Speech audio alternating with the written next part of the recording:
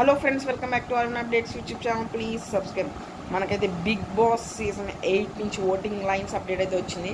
So top 1లో వచ్చేసరికి మనకి Nikhil, top 2 Gautam, వీళ్ళిద్దరికి కూడా చాలా టఫ్ ఫైట్ అయితే జరుగుతుంది. సండే ఈవినింగ్ 10:30కి అయితే ఓటింగ్ లైన్స్ ఓపెన్ అయిపోయినాయి. కాబట్టి మనకి మండే మార్నింగ్ చూసుకున్నట్టయితే నిఖిల్ అయితే టాప్లో ఉన్నాడు.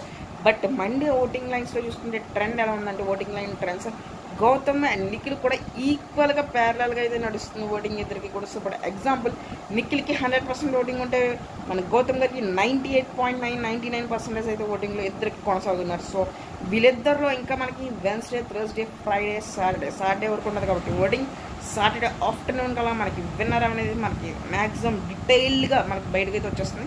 నేను చెప్తున్నా, గౌతమ్, నిఖిల్ వీళ్ళిద్దరిలో ఎవరైనా గెలవచ్చు. వార్ వన్ సైడ్ అయితే అవ్వలేదు నిన్నటి వరకు కూడా. సో మరి మీ ఫేవరెట్ కంటెస్టెంట్ మీరే ఓటేసుకొని నిఖిల్ ఎలాగో విన్ అయిపోతాడని చెప్పి ఆ ఓటు తీసి వేరే వాళ్ళకి వేస్తే మాత్రం గౌతమ్ అయితే విన్నర్ అయిపోతాడు. అండ్ మనకి థర్డ్ ప్లేస్లో ప్రేరణ అయితే ఉంది. ఎక్సలెంట్ ఓటింగ్ అయితే జరుగుతుంది, అలాగా ప్లేయింగ్ అయితే వెళ్తుంది. మరి నబీల్కి అయితే ఎప్పుడైతే వైల్డ్ కార్డ్స్ అయితే ఎంటర్ అయ్యారో అప్పటి నుంచి కూడా ఓటింగ్ లైన్స్ అనేది చాలా బాగా డౌన్ అయిపోవడం జరిగింది. సో ఈరోజు కూడా ఆయన ఫినాలే ఉన్నప్పటికీ కాబట్టి 4th ప్లేస్లోకి అయితే పడిపోయాడు. మనకి వైల్డ్ కార్డ్స్ రాకముందు వరకు కూడా ఆయన రన్నర్ అప్ అనేగా చూసారు చాలామంది ఆడియన్స్. బట్ ఒకేసారి 4th ప్లేస్లో డౌన్ అయిపోవడం జరిగింది.